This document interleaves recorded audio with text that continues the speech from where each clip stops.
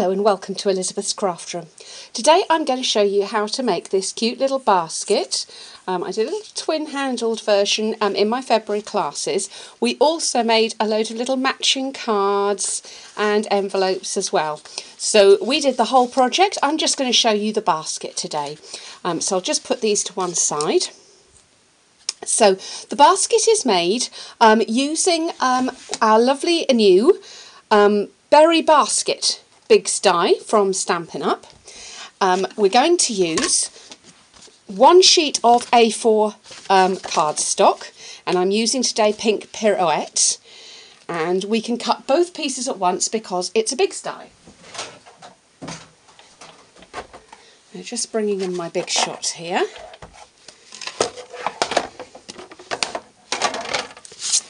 And what this is going to cut is 2 basket pieces, 2 handles and 2 edge pieces. So it's everything we need to make the basket.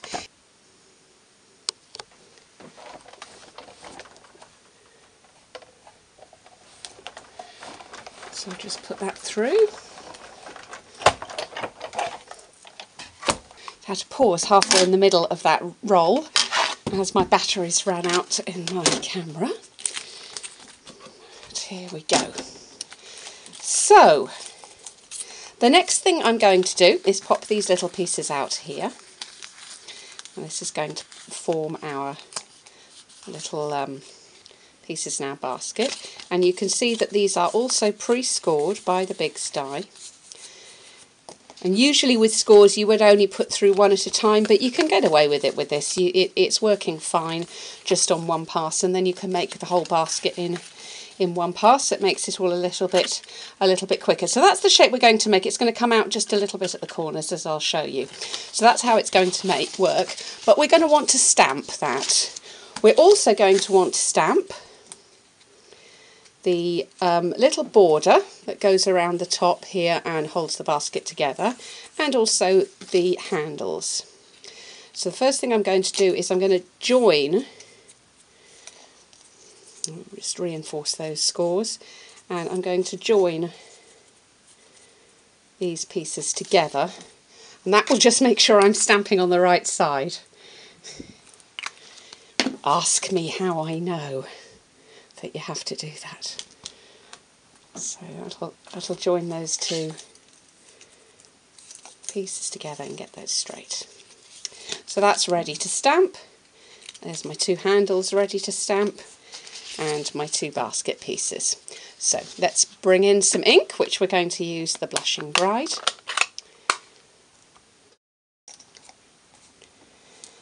So the stamp set we're going to use is Simply Wonderful, which is from the Celebration collection. So you can get this free with a £45 order during Celebration. Just contact me at Elizabeth's Craft Room. So we're going to use this little flower here, and we're going to use the greeting, "You're Simply Wonderful." And I'm going to stamp with, as I say, with the Blushing Bride, slightly darker than the pink pirouette. And I'm alternating here. You don't have to do this, but I just quite like the look of it alternated on the handles.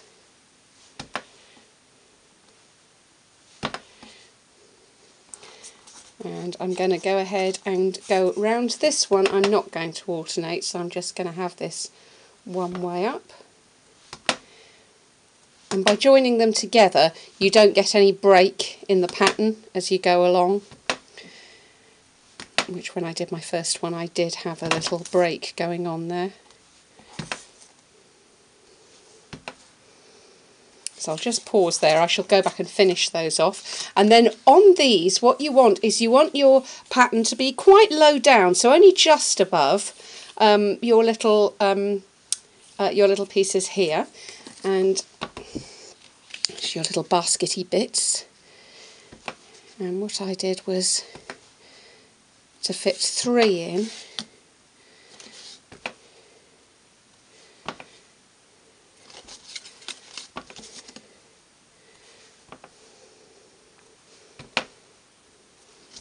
Each of those, and flip that, and 3 in there. little bit low on that one, but I'll get away with it.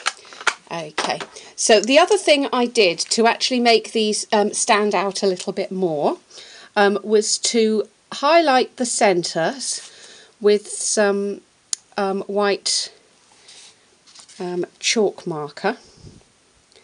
It just makes them pop a little bit. You could do this with a dark colour if you preferred. You could do that with a bright pink in the middle, but I just like that sort of subtle little effect going on there. So I'll just finish stamping those other pieces. So I've finished stamping those, and I've put the little chalk marker pieces in the middle on all of them. So the next thing I'm going to do is to attach these two pieces together. So this is going to be the inside of my basket. And I'm going to put some Tombow adhesive on there. And Tombow adhesive is great because firstly it's going to give me some wiggle room when I put this down to make sure it's positioned exactly right, and I can fold those pieces in just to check they're all folding in and they're in the right position. But secondly, when that's stuck, it's really stuck, so it's going to be nice and strong if I want to put some Easter goodies or something similar in there. Now there's different ways of putting this box together, but the way it's designed is so that these little pieces actually come out to the side slightly. So that's what I'm going to go ahead and do here. And what I find is the easiest is to put the adhesive on the box. And I'm going to go ahead and put my line of adhesive around the top of each piece. It's easier, I think, to have it on the box rather than on your edge piece here, because you can now line that up on there, and what you're aiming to do is just to have one little scallop, do you see, either side, and then that across the middle. Then as I turn that, I'm going to do it again, so I want just one little scallop, and again I've got that wiggle room. I want one little scallop either side. Can you see that? And then I'm folding. Bring that on. One little scallop either side of the edge piece. I'm going to bring this one in. And same again. And then the final thing I need to do is to join those two pieces. So I'm now going to put some glue, a little bit too much there, a little bit of glue on the back of that tab and fold that over. Actually, that should be on the outside, shouldn't it? And just to show you, you can always get away with it. Just wipe the glue off, it'll be okay. That's where I should have my glue, on the outside, not the inside. And I'm just going to hold that for a second. And there we go. And there's our little basket. Now, lots of different ways of attaching the handles. You get two, but you can, if you like, just have one and just have your handle in the middle. You can join them together like so and put them, overlap them and put them like that. Or you can, and this is what I did on this one, is to have them either side, so it makes more of a picnic hamper look. But I'm going to put these in the middle, just also for speed today. I'm using our tiny little, what are they called, mini brads to do this. And what I'm going to do is I'm going to line these up in the middle where I want them. And I'm going to make a hole all the way through.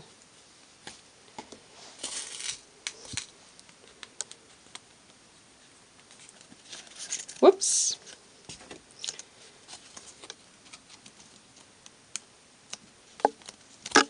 There we go. And then bring it over and do the same thing again. So line those up where I want them in the middle. Make a hole all the way through all of them.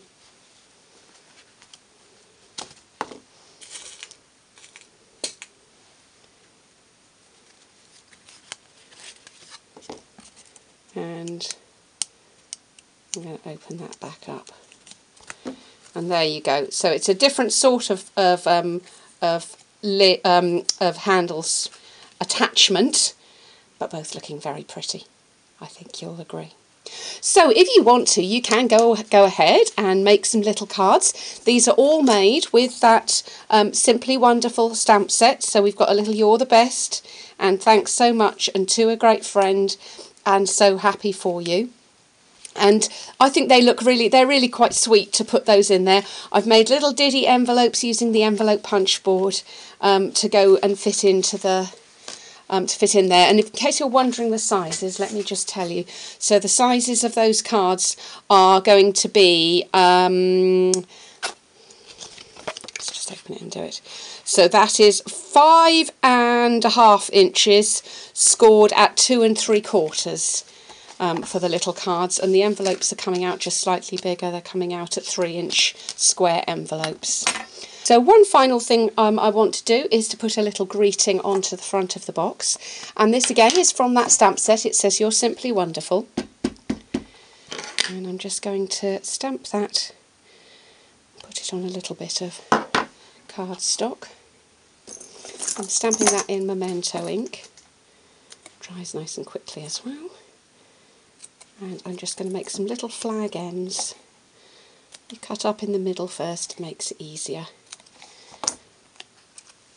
to get a nice central flag. I'm putting a bit of glue on the back, and I'm just going to pop that onto the front. So it says "You're Simply Wonderful." So I hope you've enjoyed your visit to Elizabeth's Craft Room today. I look forward to welcoming you again soon.